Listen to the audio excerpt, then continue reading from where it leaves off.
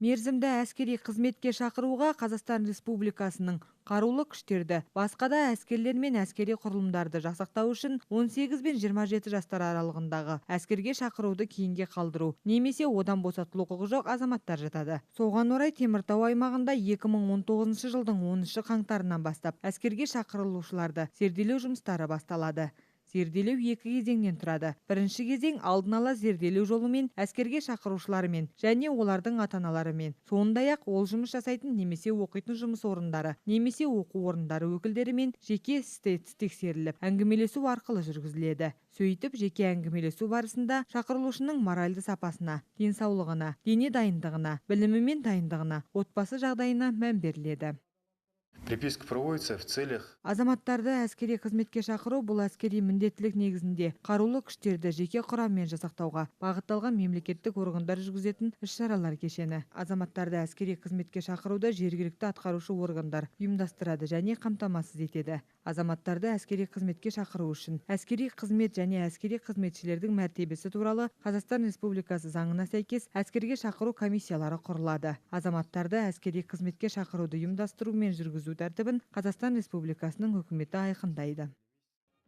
Жалпы әскерге шақырушыларды сапалы зерделеу үшін тиісті жұмыстар Қазақстан Республикасының ұлттық қауіпсіздік комитеті мен Қазақстан Республикасының ішкі істер, денсаулық сақтау және халықты әлеуметтік қорғау органдары өкілдерімен бірге жүргізіледі. Екінші кезең іс жүзінде атқарылады. Демек, мұнда әскерге шақырушылар қалалық және аудандық медициналық комиссиядан өтеді. Содан кейін олардың қандай әскери бөлімдерге баратындығы анықталады. Бұл ретте әскерге шақырушыларды медициналық куәландыру тәртібі мен медициналық комиссия құрамы, әскери дәрігерлік сараптама жүргізу қағидаларына сәйкес айқындалады.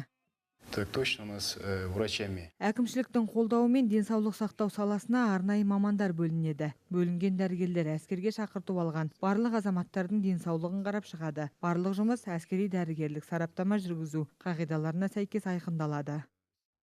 Бейбіт кезеңде әскери қызметке денсаулық жағдайына байланысты өтпей қалғандар, 27 жасқа дейін заңды негізде мерзімді әскери қызметке шақырылмағандар, әскери қызметті өтеу кезінде міндетін орындау барысында туыстарының бірі көз жұмса, немесе мүгедек болса әскери борышынан босатылады. Сонымен қатар әскери қызметті басқа мемлекетте өткендер, ғылыми дәрежесі барлар, тіркелген діни бірлестіктердегі дін қызметкерлері де қарулы күштер қатарына шақыртылмайды.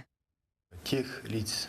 Әскери қызметтен босатылғандардың қатарында мүмкіндігі шектеулі жандар, сондай-ақ шақырту кезінде медицина мамандары, денсаулығы жарамсыз деп танылған жандар бар. Олардың саны жыл сайын өзгеретіндіктен, қазір нақты қанша бар екенін атап өту қиын. Олар 18 жасқа толғанда есепке алынып, жарамсыздар қатарына кіргізіледі. Әскери комиссариат қызметкерлері әскерге барғысы келмеген азаматтар үшін қылмыстық кодекс бойынша да жауапкершілік қарастырылғанын да ескертіп өтті. Қылмыстық кодекс бойынша отан алдындағы борышын өтеуден қашқандар 1000 айлық есептік көрсеткіш мөлшерінде айыппұл төлейді, немесе 1 жылға дейін бас бостандығынан айырылуы әбден мүмкін.